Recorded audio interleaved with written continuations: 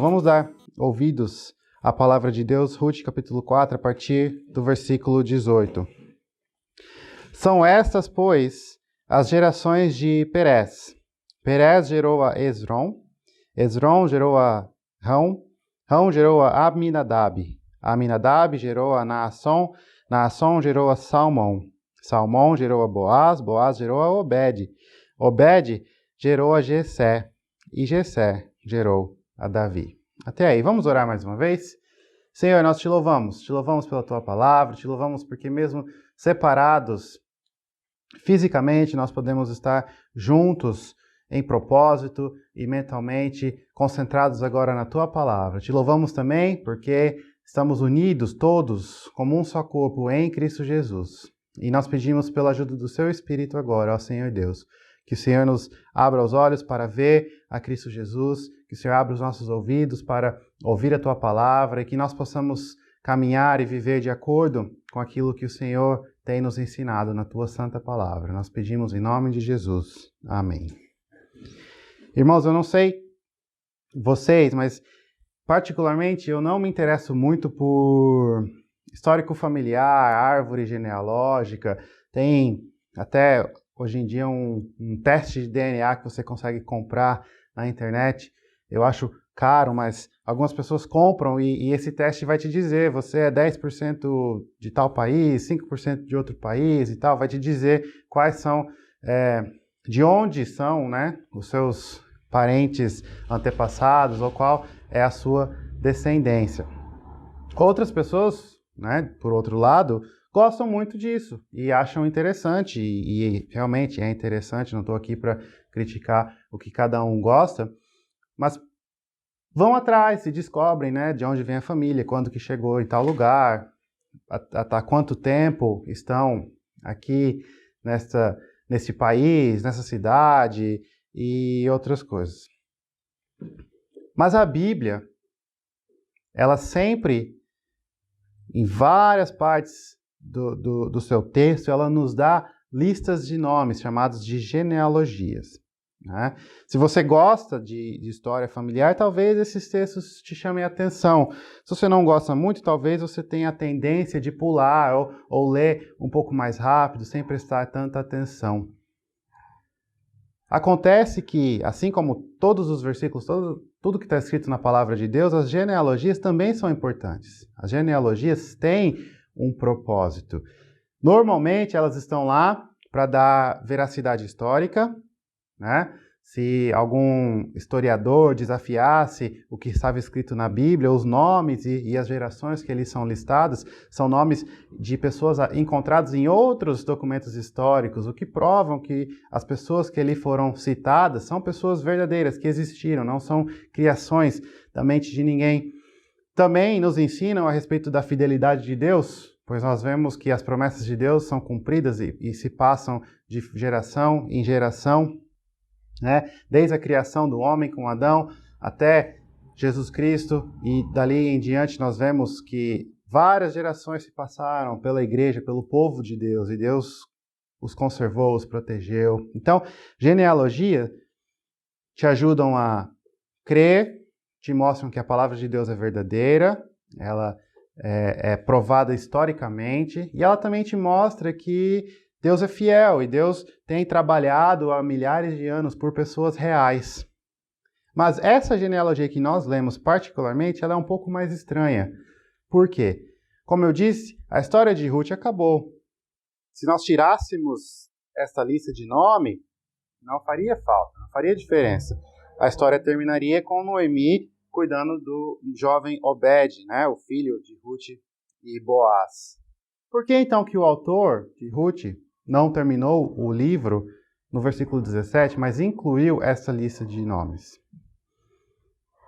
Creio eu, e vários outros comentaristas também concordam, que o propósito é para mostrar uma lição valiosa, para concluir uma lição valiosa que o autor estava descrevendo durante todo o livro. Que lição é essa? É a lição que Deus usa pessoas, indivíduos comuns, ordinários, para cumprir com os seus propósitos extraordinários. Deus usa pessoas ordinárias pessoas pecadoras, para cumprir com seus propósitos extraordinários, seus propósitos santos. Como que nós sabemos disso? Bom, quando nós olhamos para os nomes que aqui estão listados, algumas características nos chamam a atenção. Por quê? Primeiro, a maioria desses nomes, o único lugar em que eles aparecem é aqui. Como eu disse, há várias outras genealogias na Bíblia, mas esses nomes, a maioria deles não estão lá. Não se encontram. Além disso, nós vemos que os nomes que são repetidos em outro lugar, como por exemplo, Perez, Boaz, né, que gerou a Obed, e vários outros, são nomes de homens que, se não fosse a história de Ruth, não estariam aqui. Então vamos recapitular. A maioria desses nomes só estão aqui. A única genealogia, o único lugar da Bíblia em que eles aparecem é nessa genealogia. E os que não são exclusivos dessa genealogia, ou seja, estão presentes em outras genealogias, como por exemplo a genealogia de Cristo, lá em Mateus capítulo 1, ou em Lucas, né? São nomes que só estão na genealogia de Cristo por causa deste livro, por causa da história de Ruth. Ou seja, são pessoas comuns, pessoas que não têm nada de espetacular. São pessoas que só estão aqui porque, pela providência de Deus, Elimeleque decidiu ir para Moabe. Ele morreu em Moabe. Noemi se arrependeu, retornou para Israel, trouxe com ela Ruth. Pela providência de Deus, essa jovem mulher Ruth foi colher cevada e grãos em um campo e coincidentemente, eu gosto dessa palavra, que é a palavra que o autor de Ruth usa. Nós sabemos que a providência de Deus é a mão de Deus, é Deus governando, controlando diretamente, mas ele usa coincidentemente de uma maneira até um pouco sarcástica, né? Então, por coincidência, Ruth acabou no campo de Boaz. Boaz foi um homem reto, um homem justo. Boaz não agiu de maneira contrária à palavra de Deus, e então redimiu, resgatou a Ruth. Deus abençoou essa união e eles tiveram um filho. Esse filho foi Obed, que teve outro filho chamado Jessé, que teve outro filho que nós conhecemos muito bem, chamado Davi. Irmãos, o que eu estou querendo dizer é que Deus agiu, começando lá em Perez. Perez é um dos nomes que é repetido em outros lugares, mas nós sabemos muito a respeito dele também.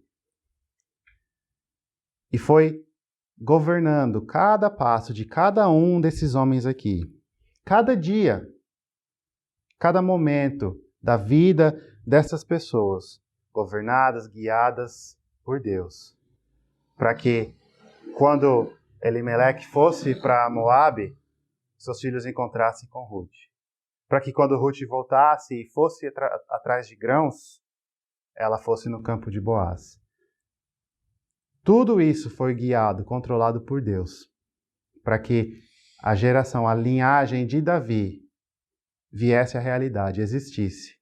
E nós sabemos que de Davi, nós temos o filho de Davi, o verdadeiro Davi, Jesus Cristo, Filho de Deus. Jesus Cristo, a encarnação, o fato de que Deus Filho, se tornou homem é algo misterioso que ninguém consegue explicar, sobrenatural, mas é real, é verdadeiro. Não há nada mais extraordinário em toda a Bíblia do que o fato de que Deus, o infinito, o eterno, se tornou finito, temporal. Totalmente homem, totalmente Deus, unidos, duas naturezas, uma só pessoa. Isso é extraordinário. Isso se cumpriu através da vida de quem? Pessoas ordinárias, comuns, normais, que não tem nada demais. Perez gerou a Esrom, que gerou a Rão, que gerou a Aminadab, Nasson, Boaz, Obed, Jessé, Davi. Deus usou pessoas comuns para alcançar, para cumprir com seus propósitos extraordinários. E esse propósito é a vinda do Filho de Davi, Jesus Cristo, que salvou todos aqueles que nele crê, que morreu na cruz para pagar o preço do pecado de todos os seus filhos, todos os filhos de Deus. Deus usa pessoas comuns para cumprir com seus propósitos extraordinários. Talvez você esteja desanimado. Talvez você esteja pensando que está desperdiçando a sua vida.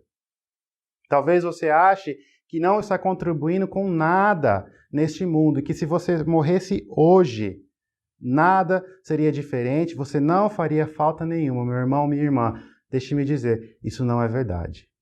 Por mais ordinário e comum que você seja, você é um instrumento nas mãos de Deus. E Ele está trabalhando para cumprir com seus propósitos extraordinários. Com seus propósitos que nenhum teólogo, nenhum filósofo, nenhum psicólogo, ninguém consegue explicar. Porque todos estes têm mentes finitas, fracas, limitadas. Os propósitos de Deus estão além do nosso entendimento. E Ele, por sua sabedoria, por sua bondade, escolheu usar pessoas normais. Pessoas como eu, pessoas como você, pessoas como seus filhos. Então, sabendo disso, você pode ler, por exemplo, o que Paulo diz em Romanos 8, capítulo 28, que todas as coisas cooperam para o bem daqueles que amam a Deus, e se alegrar, e pular de alegria sabendo que isso é verdade. Ah, mas o que está acontecendo na minha vida agora é muito ruim, é terrível.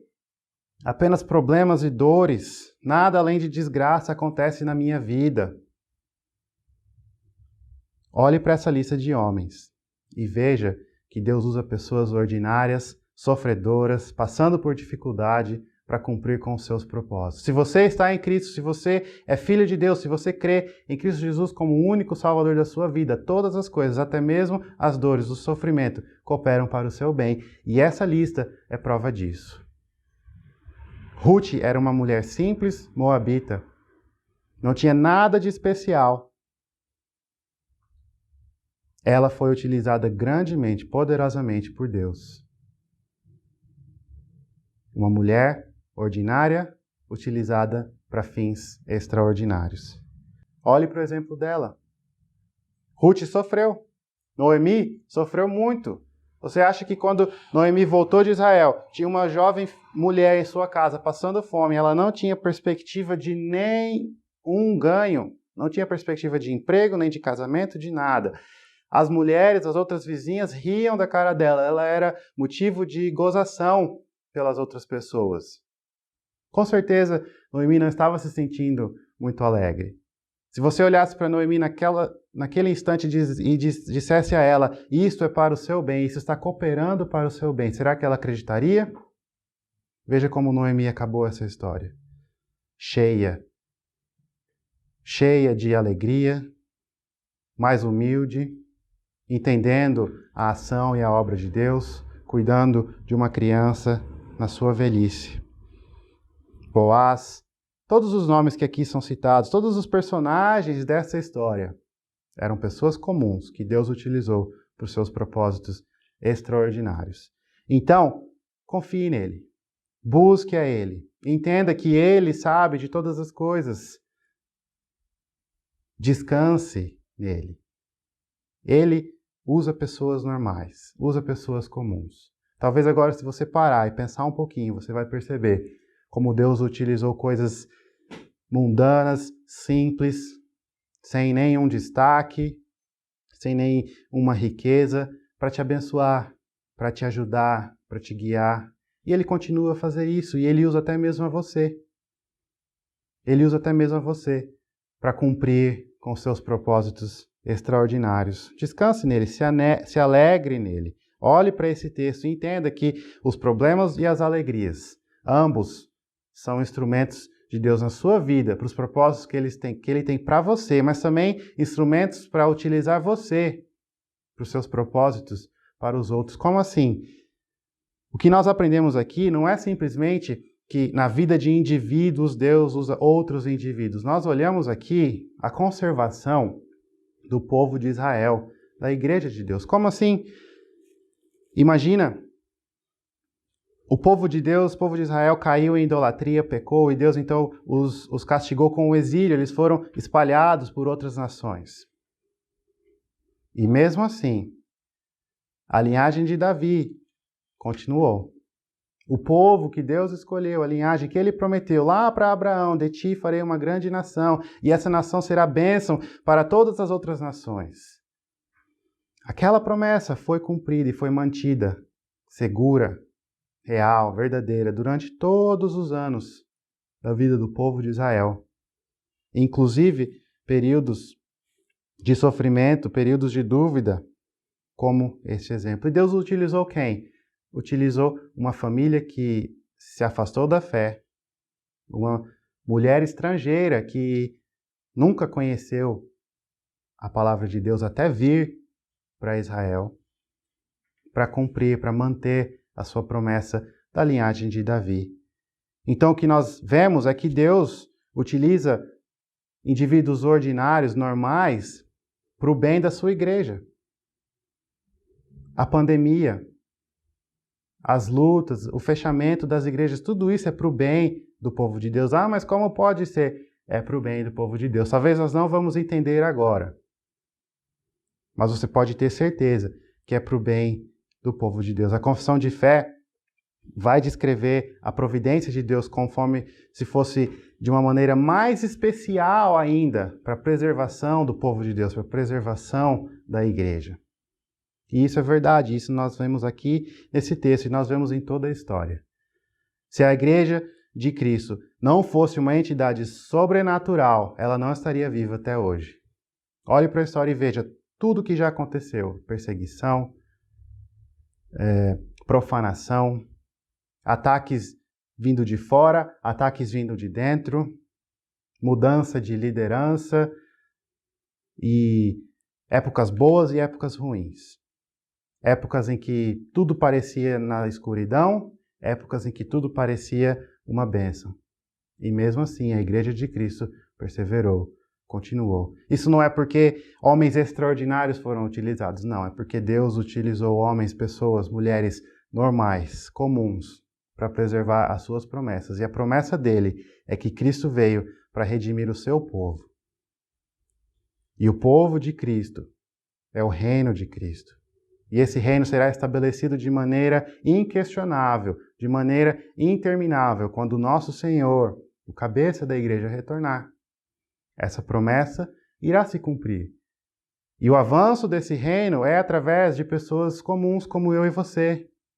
Então, nós podemos aplicar esse aspecto corporativo, eclesiástico, da providência de Deus, utilizando pessoas comuns, na sua vida individual também.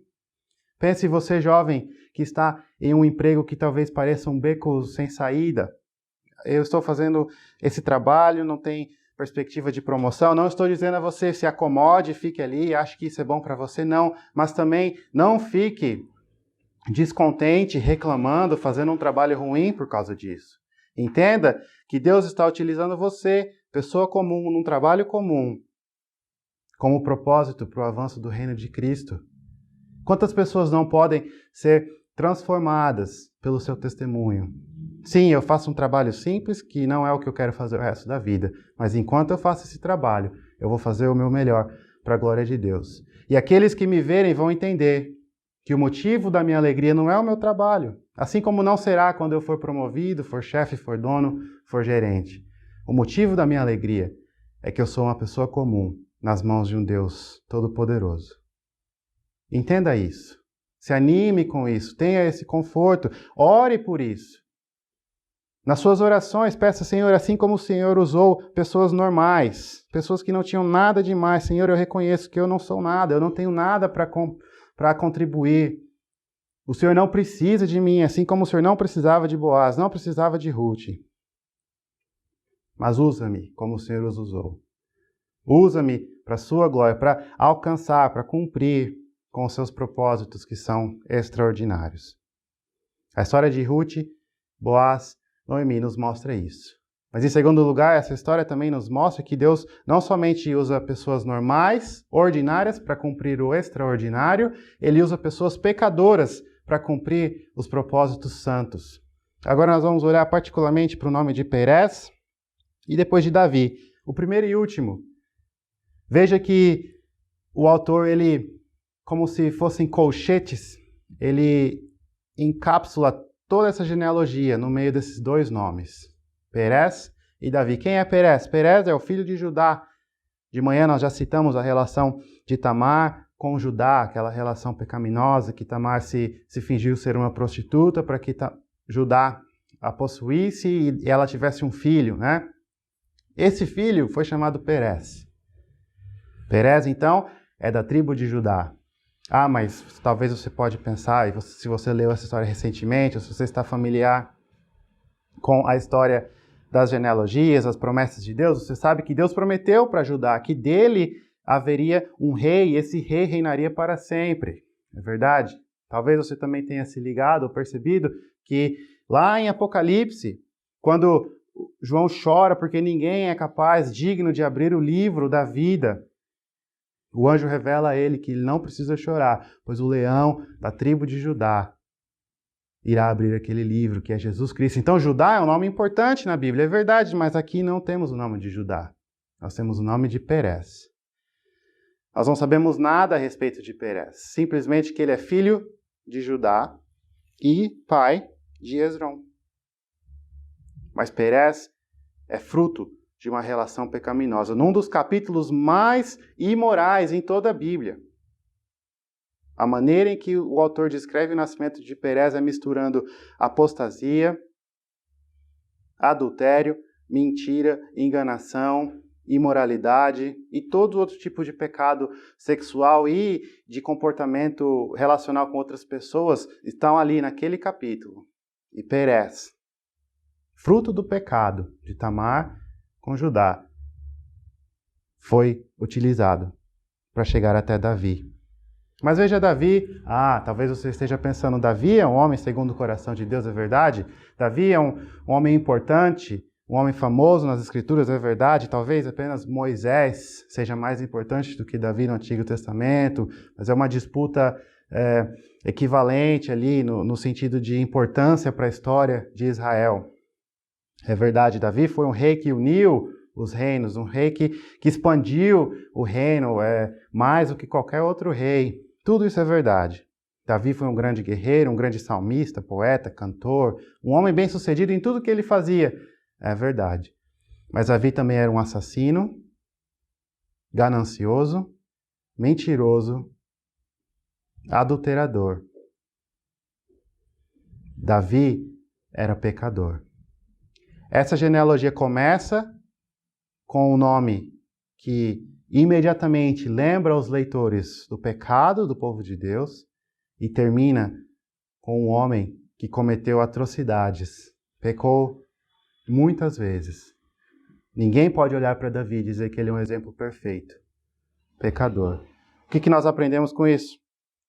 Antes disso, é claro que os outros nomes aqui também são pecadores. Nós sabemos que só há um homem em toda a Bíblia que não é pecador, que não transgrediu com a lei de Deus, e esse homem é Cristo Jesus. Todos os outros aqui, com certeza, mas nós não sabemos o que eles fizeram ou deixaram de fazer. Nós sabemos o que Davi fez. Por que então que Davi, o nome de Davi se encontra aqui, o nome de Perez se encontra aqui? Porque nós aprendemos que Deus usa pecadores para cumprir com seus propósitos santos. Qual que é esse propósito? O propósito de salvar um povo para si. Aquilo que Deus prometeu lá para Eva e Adão, após a queda, que de Eva ele traria o fruto, a semente da mulher, e essa semente estaria em inimizade com o fruto, a semente de Satanás, e um dia a geração da mulher iria esmagar a cabeça de Satanás, do inimigo. A promessa que Deus fez para Abraão, que dele ele faria uma grande nação, e essa nação seria bênção para todas as outras nações. A promessa que Deus faz para Davi, para Judá antes disso, como nós vimos, de ter um rei que irá governar para sempre. A promessa feita para Noé, a promessa feita para Moisés, a promessa feita para Davi. Tudo isso se cumpre em Jesus Cristo. É um propósito santo de Deus, de resgatar um povo para si, de salvar esse povo através do sangue de seu Filho, Jesus Cristo. E Deus escolheu, não porque ele precisava, não porque não tinha outra opção, mas de acordo com a sua sabedoria e bondade, de acordo com a sua graça e misericórdia, ele escolheu utilizar homens pecadores, homens falhos, mulheres que se afastaram de Deus e depois retornaram, pessoas caídas, para cumprir com o seu propósito santo, o propósito de salvação, o propósito de estabelecer esse reino tão maravilhoso que é o reino de Cristo, a igreja de Jesus Cristo.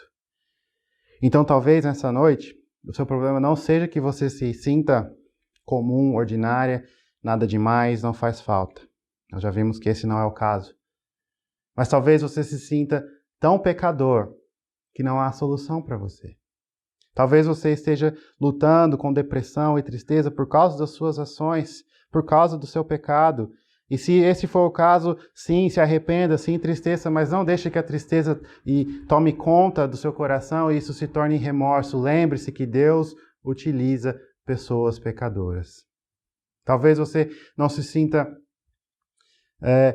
preparado ou apropriado para servir no reino de Deus. Talvez você ache, não, eu não posso ajudar a carregar a cadeira porque eu sou um pecador. Isso não é verdade. Você deve ajudar a carregar a cadeira porque você é pecador, mas você é um pecador redimido por Cristo Jesus, o filho de Davi. Aquele de quem Davi foi gerado. Lembre-se disso. Talvez você esteja achando que não há salvação para você, porque você conhecia a fé, mas se afastou da fé. Olhe para Noemi. Noemi conhecia o povo de Deus e se afastou. Nós entendemos quando lemos a história de Ruth e de Noemi, antes de Ruth aparecer na narrativa, que a ida de Elimeleque com Noemi para Moabe foi apostasia, foi o abandono da comunidade da fé de Deus. A igreja de Deus era Israel. O povo de Deus se reunia onde Deus havia apontado, naquela nação, a nação de Israel. Elimeleque com Noemi escolheu ir para outra terra e foi para a pior terra que ela poderia ter ido, a terra dos Moabitas. Talvez muitos tivessem olhado para ela e achado, essa não tem mais jeito, não tem mais salvação. E talvez você seja da mesma forma. Você nasceu em um lar cristão e talvez não por suas ações ou no seu exterior não tenha se afastado de Deus, mas no seu coração você esteja longe de Deus e esteja apenas com medo de admitir e com mais medo ainda de retornar, achando que não há salvação para você. Olhe para Noemi e veja que o propósito santo de Deus foi cumprido em Jesus Cristo. E assim como Noemi foi resgatada e teve bênção e alegria em sua vida e foi utilizada para a geração do Salvador, de Jesus Cristo, propriamente dito, Deus pode te perdoar. Venha até Ele. A história do filho pródigo é um exemplo claro disso. Volte para Ele. Se você for como Noemi, entenda que há solução, há salvação para você. E qual é essa solução? É o retorno em arrependimento a Cristo Jesus. Se entregue até Ele. Se entregue até Ele. Mas talvez você não seja como Noemi, seja como Ruth. Uma pessoa que não conhecia a palavra de Deus e que recentemente está se encontrando com essa palavra e ao ver os requisitos que a Bíblia nos dá de uma vida cristã, se ache impossível de salvação. Talvez você ache que já fez coisa ruim demais para ser salvo. Lembre-se da palavra que o apóstolo diz, aonde o pecado abundou, a graça superabundou. Lembre-se que Deus utilizou Davi, Perez, muitos outros homens pecadores. Leia a Bíblia e você vai ver pessoas pecadoras, pessoas falhas sendo utilizados para propósitos santos, propósitos extraordinários. Sabendo disso, se entregue para o Salvador, Jesus Cristo, o único Redentor. Por que eu estou dizendo isso? Porque além de nos mostrar que Deus usa homens comuns e pecadores para cumprir com os propósitos santos e extraordinários de Deus, nós aprendemos também que Deus que todos nós precisamos de salvação. Todos nós precisamos da graça e da misericórdia de Deus. Todos esses nomes aqui são pecadores que, se não fosse Cristo Jesus, estariam condenados à eternidade no inferno, e justamente. Assim como todos nós aqui nessa sala, todos que estão ouvindo essa mensagem em casa, não merecem nada além do inferno. Existe um teólogo que diz que tudo do inferno para cá é graça. Tudo. E isso é verdade. Eu sou pecador, você é pecador, e os nossos pecados nos afastam de Deus, e todos os nossos pecados são pecados contra um Deus eterno, infinito. E todos os nossos pecados, por mínimo que seja, é digno da eterna ira de Deus. Porém, Deus utilizou estes homens para gerar a Davi. Ele utilizou Davi para cumprir com a sua promessa de um rei que reinaria para sempre. E de Davi ele gerou seu filho Jesus Cristo. E Jesus Cristo cumpriu com toda a lei e pagou o preço por todos os pecados de Perez, de Boaz, meu e seu. O que eu estou querendo dizer é que só há duas situações possíveis em todo o mundo. Ou os seus pecados estão sobre você, ou sobre Cristo. Aonde você irá os colocar? Venha para esse Salvador, que é o cumprimento dos propósitos extraordinários e santos de Deus. Se entregue até Ele. Talvez você ache que não é digno, se entregue para Ele.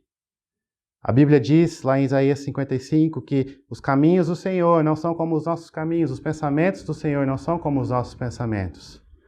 Em outras palavras, as misericórdias de Deus são maravilhosas demais para que nós possamos compreender. Se Deus fosse como nós, talvez não haveria esperança para o pecado, para pecadores. Mas Deus não é. Ele é rico em misericórdia. Ele é gracioso.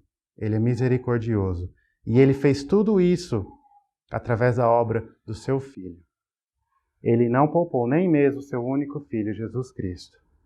Eu gosto muito da história da crucificação, especialmente o modo em que Marcos narra a crucificação, porque imediatamente após a morte de Cristo na crucificação, quando o céu se escurece e é declarado que está cumprida, né? Está cumprida a obra de Cristo, imediatamente o centurião olha para aquela cena e diz, verdadeiramente, esse é o Filho de Deus.